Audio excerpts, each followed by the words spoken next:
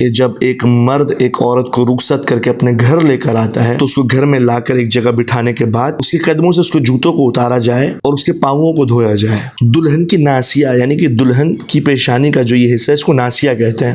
امام جعفر صادق علیہ السلام کی روایت موجود ہے، مولانا نے فرمایا، بعض صحابیوں نے نقل کیا امام جعفر صادق نے ہمیں بتایا چوتھا عمل جو کہ انسان کو چاہیے کہ وہ بھی بجا لائے، اور وہ یہ ہے کہ دلہا کو چاہیے کہ وقت مباشرت اجلکم اللہ، کہ جب وہ مباشرت کا ارادہ کرے، زوجہ کے قریب جانے کا ارادہ کرے، ہم بستری کرنے کا ارادہ کرے، تو اس کو چاہیے کہ اس دعا کو ضرور پڑھے۔ کیا ہے دعا؟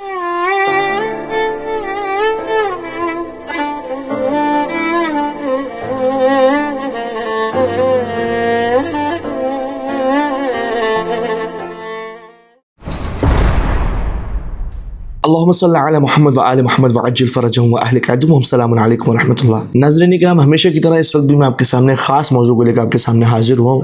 جی ہاں، اکثر اوقات جوانوں کی جانب سے سوال پوچھا جاتا ہے کہ مولانا ہمیں آداب لیلۃ الزفاف بتائیں، یعنی کہ فرسٹ نائٹ کے آداب، کہ جب ایک مرد ایک عورت کو رخصت کر کے اپنے گھر لے کر آتا ہے تو کیا آداب ہیں پہلی رات کے، تو لیلۃ الزفاف کے کیا اعمال ہیں جو کہ ہمیں کرنے چاہیے۔ آداب بہت زیادہ ہیں، روایات بہت زیادہ ہیں، کثیر تعداد کے اندر روایت اس بارے میں وارد ہوئی ہیں، لیکن ہاں 3-4 منٹ کے اندر وہ ضروری جو کہ آداب خاص ہیں وہ میں آپ کے سامنے ذکر کرتا ہوں۔ جی ہاں، جب ایک مرد ایک عورت کو رخصت کر کے اپنے گھر لے کر آئے تو پہلا آداب جو ہے وہ یہ ہے کہ اس کو چاہیے کہ جب عورت گھر میں آ جائے تو اس کو گھر میں لا کر ایک جگہ بٹھانے کے بعد اس کے قدموں سے اس کو جوتوں کو اتارا جائے اور اس کے پاؤں کو دھویا جائے۔ جی ہاں، روایت موجود ہے، ابی سعید خضری روایت کرتا ہے، کہتے ہیں کہ رسول خدا صلی اللہ علیہ وآلہ وسلم نے علی ابن ابی طالب علیہ السلام سے فرمایا کہ اے علی، یا علی اذا ادخلت العروس فی بیتک، کہ علی جب تمہاری دلہن تمہارے گھر میں داخل ہو جائے، فخلع خفین تجلس، اور جب گھر میں داخل ہونے کے بعد وہ تمہاری دلہن بیٹھے تو تمہیں چاہیے کہ اس کے پاؤں سے اس کی نالین کو اتارو، وغسل رجلیہا، اور بیٹھانے کے بعد اس کے پاؤں کو دھویا جائے، یعنی کہ نیچے کوئی تھال رکھ لیا جائے، کوئی برتن رکھ لیا جائے اور اس برتن میں اس نئی نویلی دلہن کے پاؤں کو دھویا جائے، اور وہ پانی جو جمع ہوا ہے اس جمع شدہ پانی کو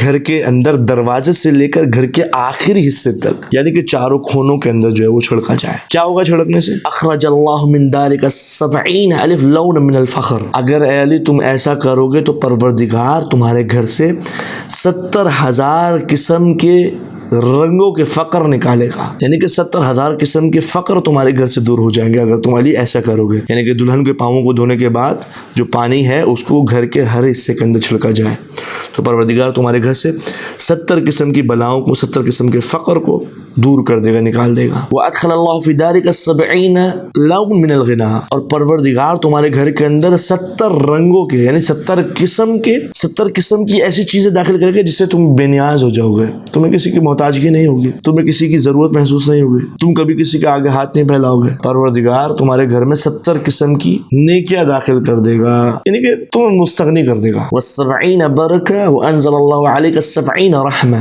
یعنی کہ 70,000 برکتیں بھی نازل کرے گا اور 70,000 قسم کی رحمتیں بھی تمہارے گھر میں نازل کرے گا۔ تو میرے جوانوں، جب بھی آپ کی شادی ہو، مسئلہ نہیں ابھی نہیں ہے، 2 سال بعد 3 سال بعد، جب بھی آپ کی شادی ہو تو اس عمل کو ضرور انجام دیں، اور ہاں یہ عمل انجام بھی دیا جاتا ہے بر صغیر کے اندر، کچھ گھرانوں کے اندر میں نے خود نے دیکھا ہے۔ تو پہلا مستحب عمل اور پہلا آداب وہ یہ ہے جو کہ میں نے آپ کے سامنے بیان کیا۔ دوسرا عمل جو دلہن کے آنے کے بعد آپ نے انجام دینا وہ یہ کہ دلہن کی ناسیہ یعنی کہ دلہن کی پیشانی کا جو یہ حصہ ہے اس کو ناسیہ کہتے ہیں۔ امام جعفر صادق علیہ السلام کی روایت موجود ہے، مولانا نے فرمایا، بعض صحابیوں نے نقل کیا امام جعفر صادق نے ہمیں بتایا کہ مولانا نے فرمایا کہ جب تم اپنی دلہن کو بیاہ کے اپنے گھر میں لے کر آؤ تو تمہیں چاہیے کہ اس کو قبلہ رخ کرو اور اس کے ماتھے پر ہاتھ رکھو، یعنی کہ اس کے ناسیہ پہ ہاتھ رکھو اور اس دعا کو پڑھو۔ کیا دعا ہے؟ اللہم بامانتک اخصها وبکلماتک استحللت فرجها فان قضیت لی ولدا فجعله مبارکا صویا ولا تجعل فیہ شیطانا شریکا ولا نصیبا۔ اس دعا کو جو ہے نئی نویلی دلہن کے ناسیے کے اوپر ہاتھ رکھے، قبلہ رخ ہونے کے بعد اس دعا کو پڑھے، دلہا کو چاہیے۔ تو 2 رکعت نماز پڑھنی بالکل نماز فجر کی طرح ہے، طریقہ کار بالکل وہی ہے جس طریقے سے انسان نماز فجر پڑھتا ہے۔ مرد کو چاہیے خود بھی پڑھے اور دلہن کو بھی حکم دے کہ تمہیں چاہیے کہ تم بھی 2 رکعت نماز پڑھو۔ نماز فجر کی طرح، بس نیت مختلف ہوگی کہ 2 رکعت نماز پڑھتی ہو لیلۃ الزفاف کی، یعنی کہ شادی کی پہلی رات کی، قربۃ اللہ. تو یہ تیسرا عمل ضرور انجام دے، اور نماز پڑھنے کے بعد تسبیح جناب فاطمہ الزہرا ضرور پڑھے اور سجدہ شکر بجا لائے. تو یہ 3 اعمال جو کہ میں نے آپ کے سامنے ذکر کیے، ضروری ہے کہ یہ انسان بجا لائے. اور یہ 3 اعمال بجا لانے کے بعد چوتھا عمل جو کہ انسان کو چاہیے کہ وہ بھی بجا لائے، اور وہ یہ ہے کہ دلہا کو چاہیے کہ وقت مباشرت اجلکم اللہ، کہ جب وہ مباشرت کا ارادہ کرے، زوجہ کے قریب جانے کا ارادہ کرے، ہم بستری کرنے کا ارادہ کرے، تو اس کو چاہیے کہ اس دعا کو ضرور پڑھے.